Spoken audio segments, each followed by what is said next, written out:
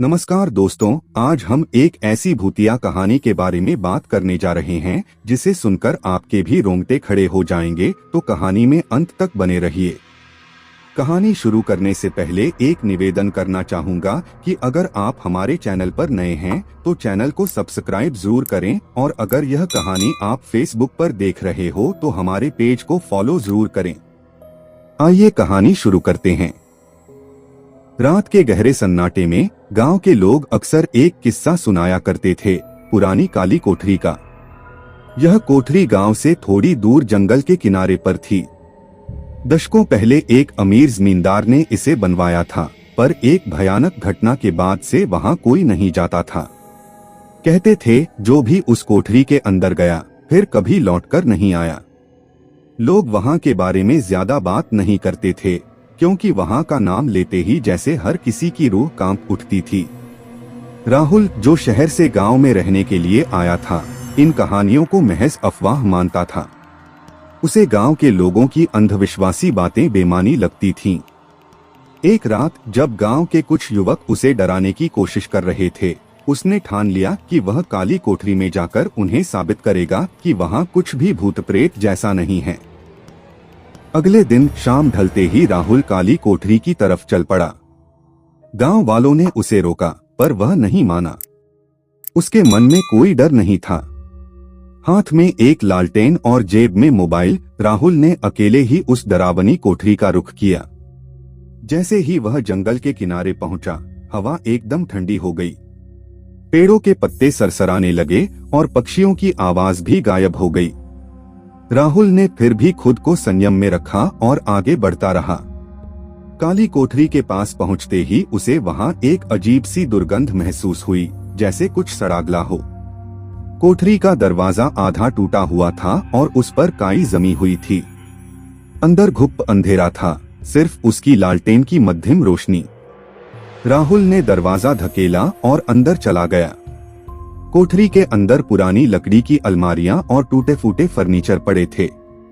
दीवारों पर अजीबोगरीब चित्र बने हुए थे, जो देखते ही राहुल के रोंगटे खड़े हो गए।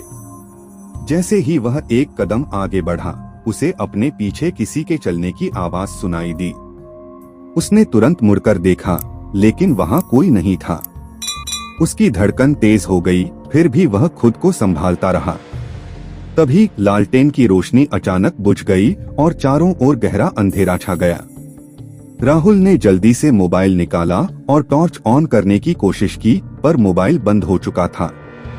अब उसे एक डरावनी फुसफुसाहट सुनाई देने लगी। कोई लगातार उसके कानों में फुसफुसा रहा था, लेकिन शब्द साफ नहीं हो रहे थे। राहुल ने दरवाजे की ओर दौड़ने की कोशिश की, पर अचानक दरवाजा खुद ब खुद बंद हो गया। वह पूरी ताकत से दरवाजा खोलने की कोशिश करने लगा, लेकिन दरवाजा टस से मस नहीं हो रहा था। तभी उसकी आंखों के सामने कोठरी के कोने में एक काली परछाई उभरने लगी। वह परछाई धीरे धीरे उसकी ओर बढ़ने लगी। राहुल ने कांपते हुए कदम पीछे खींचे, पर वह परछाई और करीब आती गई। अब राहुल को एहसास हुआ कि वह यहाँ फंस चुका है। उसकी सांसें तेज हो गईं, दिल धड़कते हुए जैसे उसकी छाती से बाहर निकलने को था। परछाई ने जब उसके चेहरे को छुआ तो अचानक कोठरी में चीखों की आवाज गूंजने लगी। राहुल के कानों में एक बुरी तरह से डरी हुई महिला की चीखें सुनाई देने लगीं। उसकी आंखों के सामने वो महिला दिखाई दी, जिसके शरीर पर जगह जगह चोटों के निशान थे और आंखों से खून बह रहा था। महिला ने राहुल की तरफ अपनी भयंकर आंखें घुमाई और जोर से चिल्लाई, तू यहाँ नहीं बच सकता। राहुल डर के मारे जमीन पर गिर पड़ा। उसके हाथ पैर ठंडे हो गए थे, जैसे उसकी जान निकल रही हो। अचानक कोठरी की दीवारों से और भी परछाइयां निकलने लगीं, जो राहुल के चारों ओर घूमने लगीं। हर परछाई के साथ चीखें तेज होती जा रही थीं। राहुल की आंखें खुली हुई थीं, पर वह कुछ भी नहीं देख पा रहा था। उसकी आंखों के सामने अंधेरा छा गया और वह बेहोश हो गया। अगले दिन सुबह गांव वालों ने राहुल को कोठरी के बाहर बेहोश पड़ा पाया। उसके चेहरे पर गहरी डर की लकीरें थीं और उसकी आंखें एक अजीब सी शून्यता में देख रही थीं। गांव वाले उसे घर ले आए, पर वह कभी दोबारा बोल नहीं सका। उसकी जुबान से कभी कोई शब्द नहीं निकला और उसकी आंखों में हमेशा वही डरावनी तस्वीरें घूमती रहीं। लोग आज भी उस रात को याद करते हैं जब राहुल ने काली कोठरी की सच्चाई जानने की कोशिश की थी, पर अब गांव में कोई भी उस कोठरी के बारे में बात करने की हिम्मत नहीं करता। कहते हैं जो वहां जाता है उसकी आत्मा हमेशा के लिए वहां कैद हो जाती है।